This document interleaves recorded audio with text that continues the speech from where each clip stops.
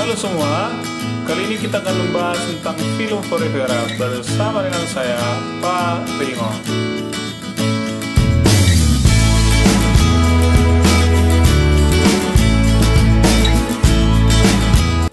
Apa itu Forivera?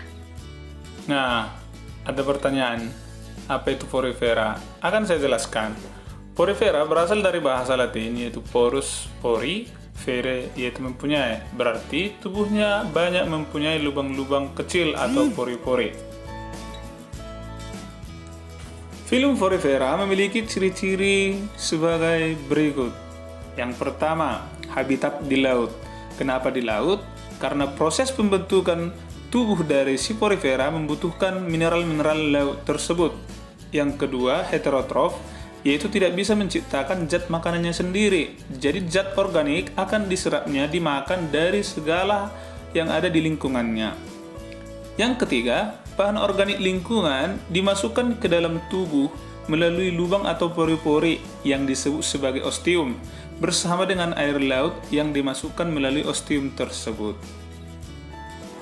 Untuk lebih jelasnya bagaimana Forivera memperoleh nutrisi dari lingkungannya, kita saksikan video berikut.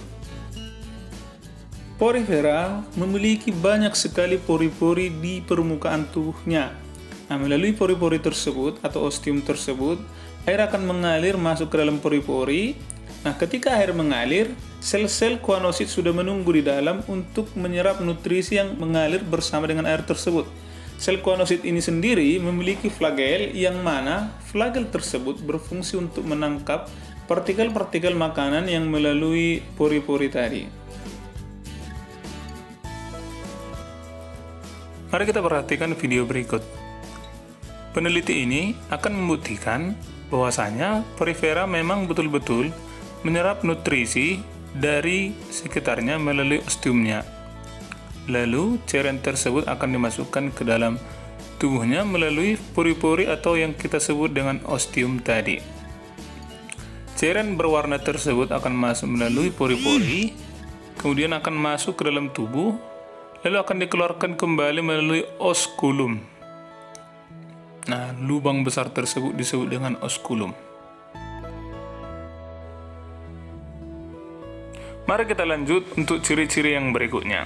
Yang keempat, reproduksi dari Forivera itu berlangsung secara aseksual, yaitu dengan cara pembentukan kuncup tunas. Tunasnya terdiri dari dua jenis, yaitu gemul dan yang kedua budding. Gemul itu adalah tunas dalam yang dibentuk ketika kondisi lingkungan kurang baik.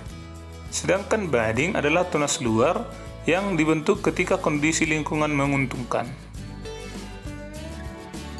Struktur tubuh Forivera terdiri dari yang pertama ostia sebagai pori, kedua spongosol sebagai ruangan di dalam tubuh Forivera, dan yang ketiga adalah osculum sebagai saluran keluarnya air. Lapisan tubuhnya terdiri dari lapisan ectoderm, dan yang kedua adalah lapisan endoderm. Sel-sel yang terdapat pada tubuh Forivera terdiri dari leukosit sebagai penghasil kolagen, kedua pinakosit untuk membentuk penutup luar spons, yang ketiga oosit sebagai sel telur, yang keempat porosit untuk mengontrol air yang masuk melalui ostium, yang kelima adalah sel amoebosit untuk mengantarkan nutrisi ke setiap sel, yang keenam adalah sklerosit sebagai penghasil spikura. Yang ketujuh adalah sel kuanosit, yaitu sel berflagel yang berfungsi untuk menyaring partikel makanan di dalam air. Berikut adalah gambaran dari sel kuanosit yang memiliki flagel. Nah, flagel ini nantinya akan berfungsi menangkap partikel-partikel makanan. Partikel makanan tersebut akan diedarkan oleh sel-sel amoebosit ke seluruh tubuh Forivera. Forivera dapat juga diklasifikasikan berdasarkan tipe saluran airnya. Berikut adalah tipe-tipe saluran air yang terdapat pada Forivera. Yang pertama adalah askon, kedua sikon, yang ketiga adalah leukon. Disebut askon yaitu jika air masuk melalui pori-pori langsung diteruskan menuju bagian sponsol. Tipe saluran sikon, jika air masuk melalui pori-pori diteruskan ke saluran radial yang berdinding, baru kemudian masuk ke daerah sponsol.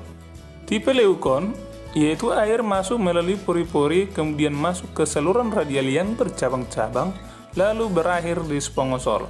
Artinya, semua saluran air tersebut akan berakhir di osculum. Sekarang kita masuk ke klasifikasi porifera yang terdiri dari 3 kelas. Yang pertama, Calcarea, mempunyai spikula dari zat kapur, contohnya sebagai berikut.